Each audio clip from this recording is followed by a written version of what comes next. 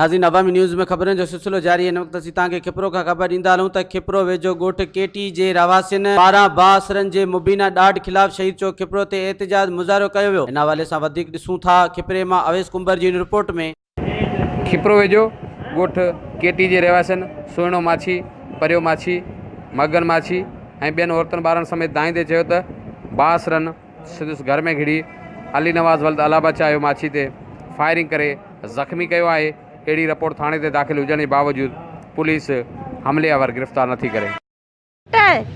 चोरो चिनो मुंहिंजो पुटु आहे वीचारो, बेगुनाह धक्का हणी 8 बजे राति जो आया आहिनि, फेरिंग करे हणी धक्का हलिया विया आहिनि। हिते मगज़ वारी गोली हई बेगुनाह माना हैदराबाद में दाख़िल पियो, बचण जो आसरो कोन्हे को।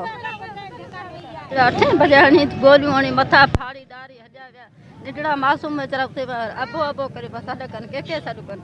असांजो त केरु धणी नथो थिए। असांजो छोकिरो दाख़िल पियो आहे हैदराबाद में, दाख़िल पियो आहे। असीं मिसकिन असां केरु धणी साईं कोन, असां माइन खे धिका ॾेई आया आहिनि, किराए पोइ भॼी विया आहिनि।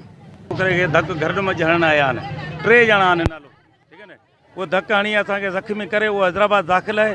केरु असांजी केरु कोन थो ॿुधे। ज़िम्मेदार ज़ख़्मी अली नवाज़ उहो असांजो हैदराबाद में दाख़िल आहे। उनखे गोली मग़ज़ लॻल आहे। ॻोठु आहे असांजो भोपी ते असांजो ॻोठु आहे। ज़ख़्मी करे वॾेरनि खे चई थकायूं, वॾेरो केरु कोन थो हल करे न। एहतजाज कंदड़नि मुतालबो कंदे चयो आहे त हुननि जे हमराह खे फायरिंग करे ज़ख़्मी कंदड़ हमलेआवर गिरफ़्तार कया वञनि ऐं हुननि खे तहफ़ुज़ पिणु फ़िराम कयो वञे। ॿी सूरत में हू SSP सांगड़ जी ऑफिस ॾोंहुं मरण घड़ी ताईं बुख हड़ताल कंदा। अवेस कुंबर, अवामी न्यूज़, खिपरो।